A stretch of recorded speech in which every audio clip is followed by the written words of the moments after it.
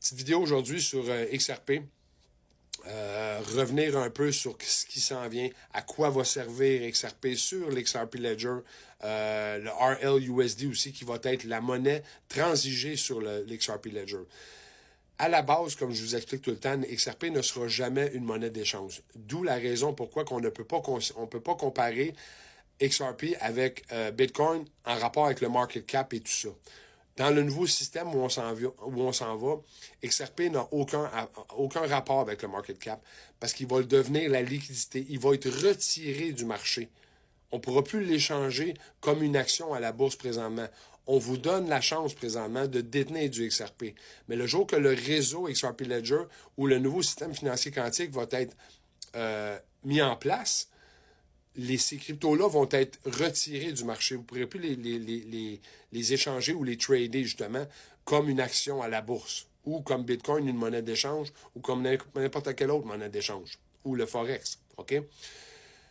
La raison pour ça. Maintenant, si on regarde le système financier que vous connaissez présentement, des banques centrales et tout ça, si on utilise le système SWIFT, on fait une transaction de 100 millions du Canada qui va aller en France, mettons. OK? La banque, normalement, est supposée détenir le 100 millions en liquidité. Elle ne l'a pas, ici au Canada. La Banque en France, elle est supposée détenir le 100 millions aussi pour recevoir cette transaction-là, mais elle ne le détient pas non plus. D'où la fraude. OK? C'est ça le système de fraude que je vous parle, c'est exactement ça. En plus, cette transaction-là peut prendre de 4 à 5 jours pour se rendre et va vous coûter de 5 à 10 de frais. OK? Donc là, vous parlez, pourquoi la raison que ça prend 4-5 jours, c'est que là, ça va aller à une banque, à une autre banque, à une autre banque, à une autre banque, à une banque, comme ça, jusqu'à temps que ça se rende en France. Et c'est des jours ouvrables, bien sûr. Donc, à chaque fois, chaque banque prend une commission. C'est là que ça va vous coûter du 5 à 10 de votre transaction. OK? Et d'où la fraude, parce qu'il y a jamais d'argent, qu'ils n'ont jamais eu la liquidité pour faire cette transaction-là. Donc là, le nouveau système financier qui va être public, qu'on va voir absolument tout ce qui va se passer dessus, de notre côté, pour voir, eux, ce qu'ils font avec notre argent. Là, vous allez détenir ce que XRP sur l'XRP Ledger va devenir la liquidité. Il ne sera pas une monnaie d'échange.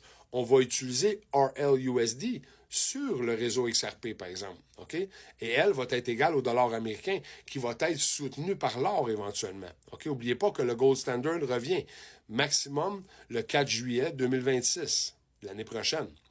Donc, le système, le RLUSD qui va être transigé sur le XRP Ledger, mais XRP, lui, le coin XRP va devenir la liquidité.